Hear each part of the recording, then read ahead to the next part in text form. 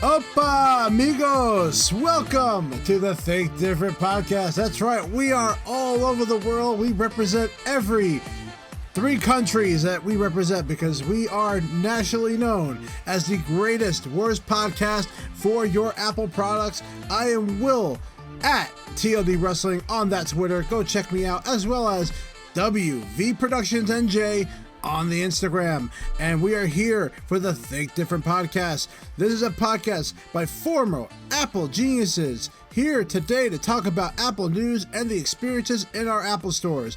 And we are here today with my co-host, the man who has not gone on a vacation at least 3 weeks, which has definitely changed his entire life because he just can't go anywhere. Ladies and gentlemen, it's Vacation Tim. Hey, what's up, guys? Yeah, I haven't gone on vacation. We'll be going on vacation first week in November, but still have to wait on that. And I'm sure he'll blog about that, everybody.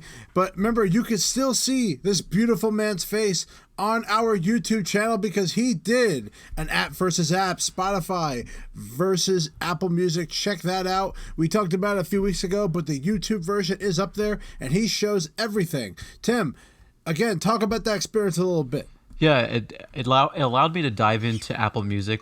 If you've listened to the podcast before, I'm very, not anti-Apple Music, but I'm just such a proponent of Spotify. Spotify, Mark? Yeah, exactly. Hashtag Team Spotify. Being able to jump into Apple Music and kind of get into how their software works and how it compares to Spotify was really eye-opening. At the end of the day, I'm still hashtag Team Spotify. The video is definitely worth a watch. That's on our YouTube page, I Think Different Podcast. I can also be found on the social media mainly only through Instagram, which is Tim_Santoro. Yeah, because I mean, there is a Twitter out there, but it's not really, I don't really use it. I think I activated it the other day because I wanted to win this jacket and I had to only enter the contest on Twitter. A Yankees jacket, right? It was actually a Front Bottoms jacket. It's a band I like. Front Bottoms? The Front Bottoms, yeah. They're from Sparta, New Jersey. The famous Front Bottoms. Yeah, well, I showcased them in the video. Well, we like to thank the Front Bottoms for supporting this podcast by paying for advertisement because we just did that for you. Now, I have to say, this week, Tim, I bite the bullet, all right? Bite the bullet, is that a new expression? And I did that because I am now an official subscriber to a service that doesn't exist yet. That is Disney Plus. Oh, yeah? Congrats, man. Thank you. I'm the only man that did that. Now, there's a couple. I saw a couple former Apple employees upgraded already. Remember, right now you subscribe. Right now you get a $70 deal right now. So make sure if you want to do it for 1 year, $70 for the year. You know, yeah, it's so cheap. Yeah, but they won't play that racist movie. What is that called again? Racist movie? They will not put on Song of the South. Remember that? That was a film. Oh, yeah. With Uncle Remus stories, and they just talk about how the film portrayed African Americans as racist and offensive. So that is not going up on that channel. I was kind of hoping it would because I'd never seen it. Yeah. Just to see what the fuss was about. Right. Of course. So no racist stuff on Disney Plus. And I believe, don't get me wrong, the only Disney Pixar movie that's not going on there is Up, if I'm not mistaken. I'm not aware of that, but okay. I could be wrong though. There was one Disney movie that's not going to be on. I wonder why that is. Did Disney they Plus? Say why? Right, like at the beginning, it's going to come on later. Oh, all right. Well, there you go, everybody. So if you're looking for the Song of the South, a racist movie, or if you're looking for Up about balloons, you are out of luck for your first couple of months. It's not just about balloons. It's about so much more. Oh, yeah. It's about balloons and Boy Scouts and old men. All right, everybody, let's get to the most important part that Tim just read 5 minutes ago. It is time for the news. The news.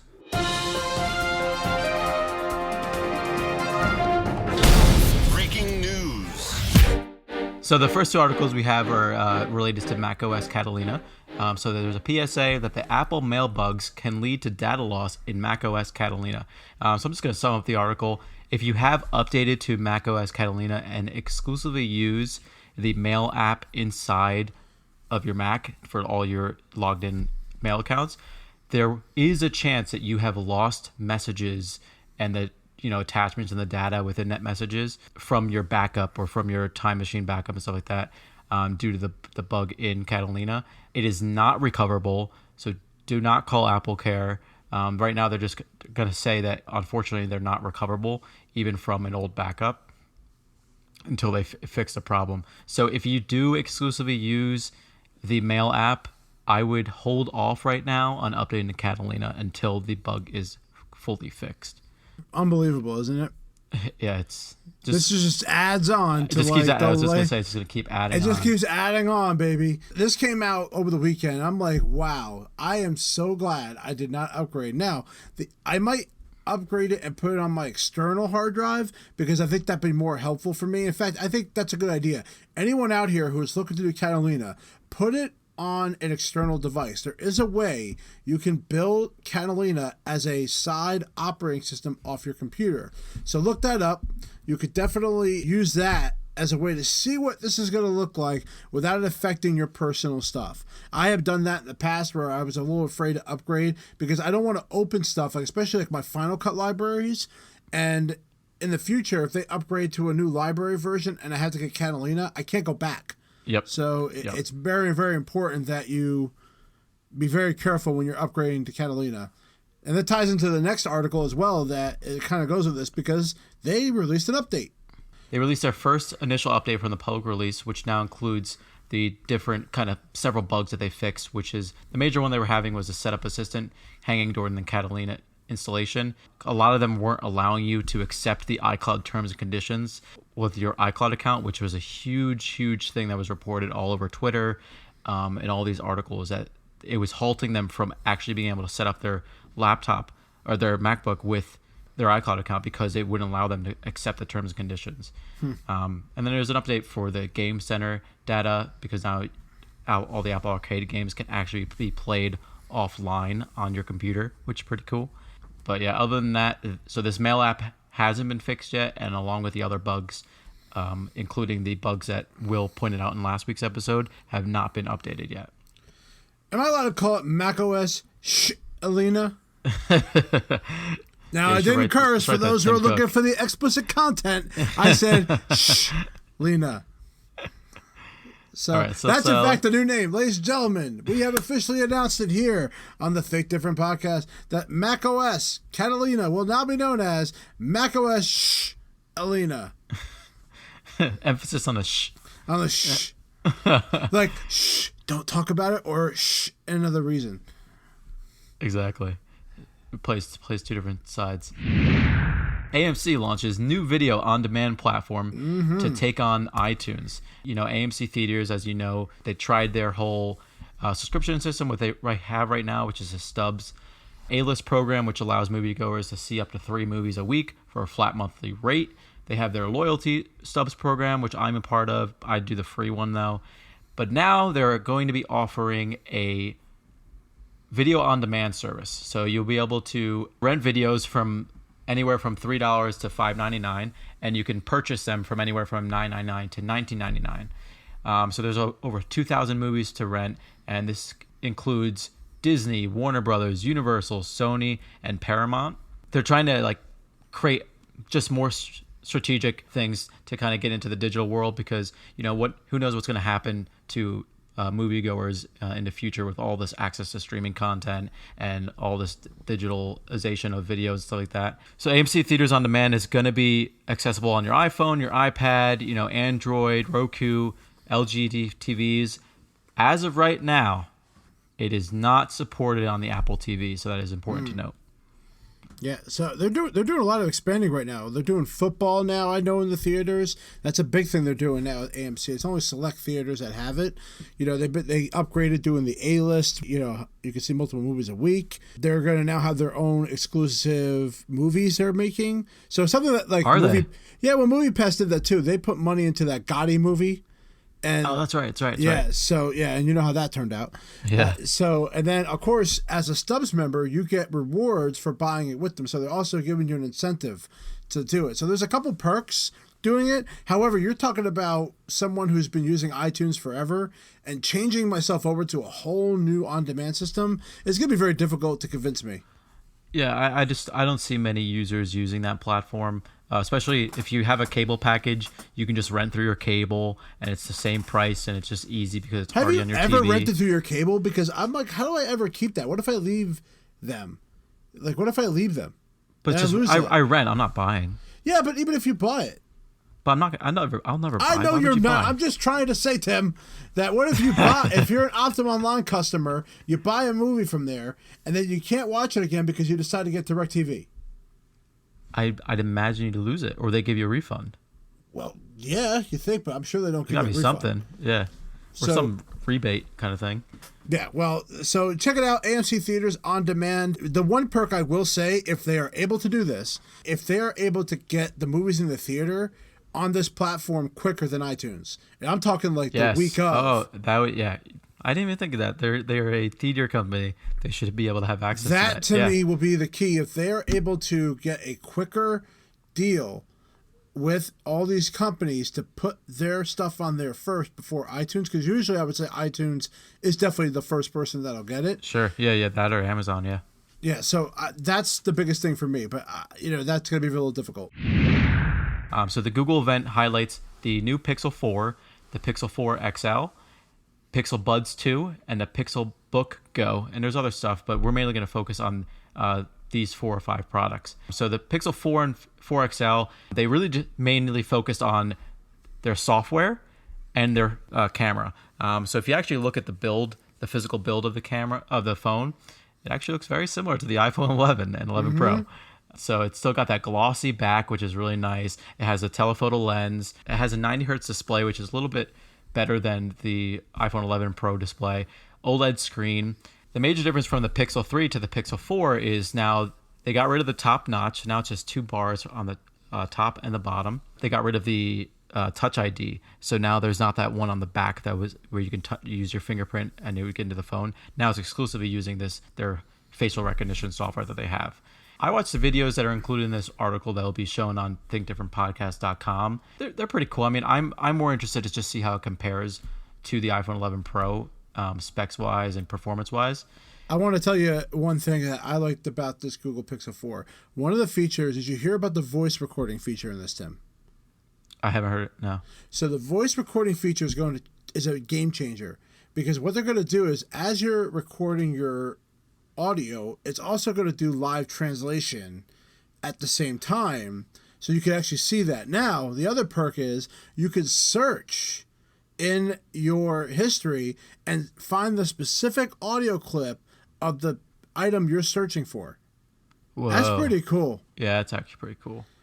That I really like, because if you're going to be a journalist, that means now you could take this, record somebody, and also get the text, but also go back in the history of the text and see where in a specific spot they said this word. That could be dangerous. That's great, though. I think that's a great feature. I think that's something Apple needs to do. And I mean, jumping into that, the Pixel Buds 2 are very comparatively now truly wireless, just like the AirPods. And I watched the video and stuff like that. I don't love the design. I still like the AirPods design better.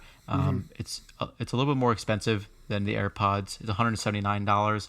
The AirPods start at $159, but if you want the wireless case, it's $199. You notice that all these headphones are always more money than the AirPods.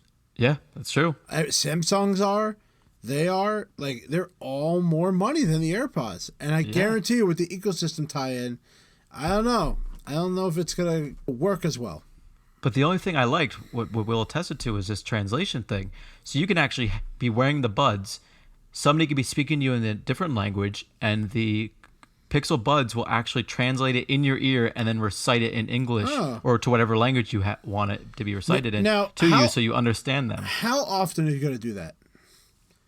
I don't know. Like, imagine using that in an Apple store, though. But I think they're going to target. They're going to target better overseas than in America for this. This is not going to be as popular in America. I would say overseas maybe. But like in a business setting, how beneficial could that be for like international affairs and stuff like that, and meeting with different customers that speak different languages, and being able to wear those headphones. It's not like they're obtrusive looking. You can kind of hide them, and they could translate for you in live. I just think that's wild. That's Inspector Gadget stuff. Like, I thought the Apple Watch was Inspector Gadget stuff. This is another step up to Inspector Gadget 2, when now he can live translate. I'll get you next time, Gadget. Next time. Again, it does not make me want to switch. I should do the that was pretty podcast good. Like this. I think people were getting a little annoyed after a while. But Gadget. Gadget. That was great. But it doesn't make me want to switch or go out and buy these, Pixel Buds too. No. But it's definitely kind of almost a head turner to have that, live translation feature. It's a head turner, Gadget. But I do want to note they are not coming out until spring of 2020. Oh, geez. Okay. Yeah, so it comes in 4 different colors. Comes in a clearly white, oh so orange, quite mint, and almost black. Okay. So that's nice. Yeah. So then the other product, yeah, right. So then the other product they announced was the Pixel Book Go. It's a slim and light notebook that is 13 millimeters thick and weighs just over 2 pounds. Sounds like what kind of product does that sound like, Will? Sounds like a MacBook Air. Yeah, I think so. Because it is.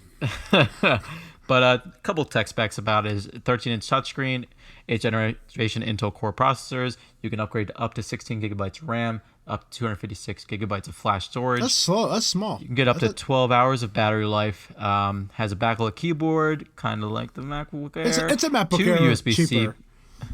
Yeah, 2 USB-C ports, a headphone jack. All runs on the Chrome OS, and that is starting at $879. And that pre-orders are being accepted as you listen to this podcast. Thank you, Google. And the 2 other things that they did announce were updates to the Nest Mini and Nest Wi-Fi. They're new different products for your Google Home. Apple releases iOS 13. The Apple stuff, Gadget. Apple releases iOS 13.1.3 with bug fixes for the phone, the mail, health, and more. Another update. Oh, yeah. It's the 4th one? Yes, the 4th update to iOS 13. And it's only been released for almost not even a month yet. Major things that were fixed was there was a issue to prevent the device from ringing or vibrating for an incoming call. There was issues of information not displaying correctly in the Health app. Voice demos were not being able to download after an iCloud backup. Stuff from your Apple Watch not pairing successfully. The list goes on and on of all these bug fixes. One of my friends has one of the problems right now is anytime he opens up a message and looks at like the shared photos and links and stuff like that, when you hit the I button, right now it just says indexing ... and it just keeps saying indexing media and stuff like that. So that's an issue right now, and I imagine other people have reported it. So hopefully that does come out with a new update. And just to tie in the other article that I downloaded, but it's just a quick thing, that iOS 13 has now been installed in 55% of iPhones introduced in the last 4 years. So that's a lot of phones that could possibly get messed up by all these things. Yeah, it's surprising. I didn't think it would be that high. Yeah, neither did I. I definitely didn't think it would be this high. Yeah, but then last year it says it hit 53%, so it's almost compared to the same thing last year for the iOS 12. First thing I'm going to tell everyone, please back up your stuff. Be wary of iOS 13 and Catalina. It is really not going that great. In fact, I found an issue at work where Exchange and Hotmail accounts are in the sent folder are duplicating. Ooh. Now, you go anywhere else and you look at it, it looks fine. But when we're using Exchange and we're using Hotmail, this is not a known issue out there, but I think it's related to it, that in the sent folder, I'm seeing 2 messages. When I tap on the first one and go backwards, it fixes itself. Yeah, it but if I tap right on the bottom one and go backwards, it's still there. So it's really weird. This has just been a kind of a mess, guys. Really has been. Cannot compute. Well, it's time for the next segment. So what we're going to talk about now, this is an anniversary for me because 5 years ago, I went to Genius Training at Apple. And we're going to talk about that right when we come back. Hey, before you go anywhere, ladies and gentlemen, this episode is sponsored by Zune. Zune is a discontinued line of digital media products by Microsoft. Zune is in the top 1,000 sold digital media players in the world. Listen to all your Napster illegal music right here on this device. Join the more than 2 million Zooners. In 2008, today by purchasing your Zune on eBay. Also, you college kids, you could be Zune masters. That's a real thing, by the way. And spread your message on all American college campuses and get free gear and host Zune parties. Join the Zune revolution. Ladies and gentlemen, welcome back to the Think Different podcast. Hope you enjoyed that advertisement that might be there. Anyway, let's talk about my Genius journey. Now, I got hired as a Genius technician in August of 2014. Now, when you become a Genius technician back then, you got the opportunity to go out to one of Apple's campuses and be trained as a Genius for 3 weeks. That's a long time. That is a very long time. That's longer than a typical vacation. I know. And it's all paid for by the good people named Tim Cook.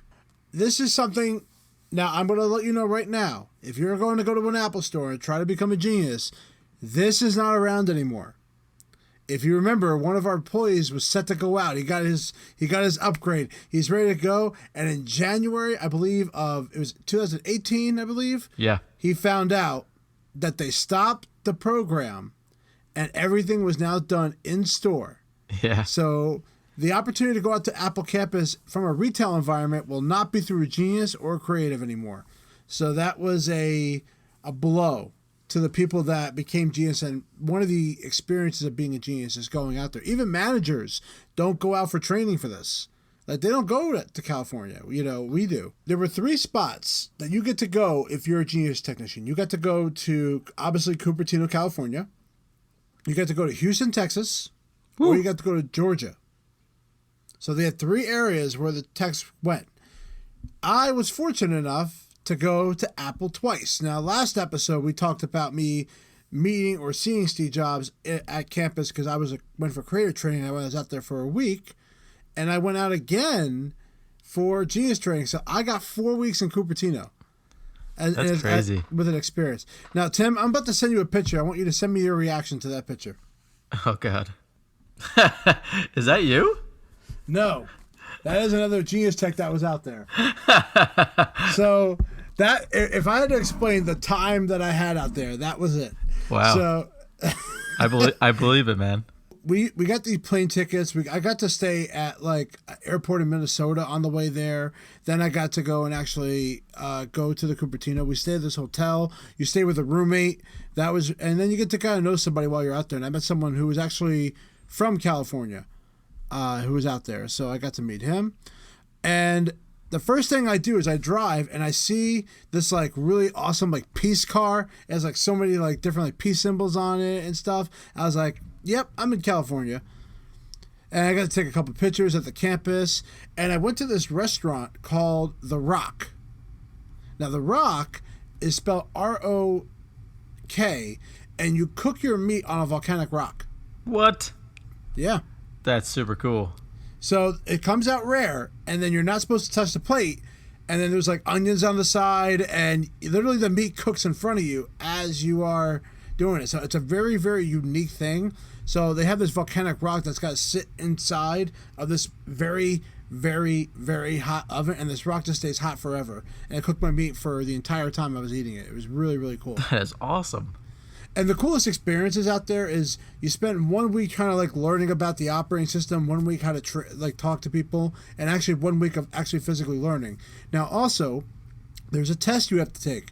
You have to be certified to do these tests because there is a safety hazard involved with this. And you know that because you've been around safety issues inside the Genius room. Mm-hmm. But safety issues can occur. So you have to be trained and know how to make sure you prevent those issues from happening. So you had to take a test and pass in order to get certified when you're out there. Now, over the years, a long time ago, it was a non-open book test. When I went, it was open book. Oh. So they changed it. I wonder why. So they changed it. That's why everybody passed. It was a very, very unique experience because you meet a lot of people from all over the place. But I got to tell you, Apple also gave us a $75 day per diem.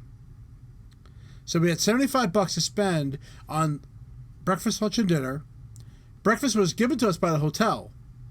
And lunch was at Cafe Max most of the time, unless you went to In-N-Out Burger or any other places that were there that were popular. And then you had the rest of it for dinner. So, of course, you go out and you splurge. Sure. You know, so that's why we went to places like the Rise. That's why we went to the Brazilian Steakhouse. You know, so we did all that. And then on the weekends, the per diem still counts. So then we could go anywhere we want for the per diem. What? That's amazing. We went to clubs a couple nights. And as you can see that picture, you could tell, like, what was going on there. I got to go to the Golden Gate Bridge. I got to go to Redwoods. It was a really awesome experience. And that's when I filmed the Full House video. So I did a spoof video on Full House out at the campus. So that was fun to do. And we'll have that on our YouTube page as well. I'll repost it on there. And, you know, I got to go get the Apple gear. Because remember, back in the day, they used to have gear. They used to have, like, polos and T-shirts and jackets. On store, right? Right. And when we went out there, people were asking us to bring back stuff for them. I had to buy a whole separate bag just to bring a bunch of clothes, shirts, jackets for people. Yeah, because you could only get it at the Cupertino. And do you remember Frank? Yeah, I do. Frank? Of course. Yeah. So he asked me to get 20 coffee mugs, and then he paid for me to ship it back to him via FedEx. Wow. I wonder why he wanted 20. Because he wants to give it to his friends. He's Frank. He can do what he wants. He's Mr. Frank Funk. Because he could do what he wants. I went to Alcatraz. That was really cool. I got to go to the Fisherman's Wharf. These are opportunities I never would have got. I got to see the Pacific Ocean. I wanted to go see the Pacific Ocean. I'd never seen it. So I wanted to go do that. And these are all on the expense. We played basketball every day. And get this, every Tuesday, Wednesday, Thursday, free beer. What? How is this real? So at the hotel, they gave us free beer on Tuesday, Wednesdays, and Thursday. That's what made me learn about Shock Top. And now I love Shock Top. I love Shock Top. And then on top of it, I was out there for Halloween. So I got to dress up like a whoopee cushion, and we got to go out that day. And I met some really amazing people out there. It was really one of the best experiences I ever had in my entire time. It was really, really cool. And I will tell you, it's a shame that Apple doesn't do this. Now, I completely get it because that had to cost them at least $20K for me to go out there. Oh, of course, man. And imagine that's how many employees each week and stuff like that. That's crazy. Yeah, you got to talk about. I bet there were people from Canada that were there. There were people on the other side of the country. There were people that had to take a train ride. If you're in California, they took trains there, or they rented a car and then they just had to bring it back.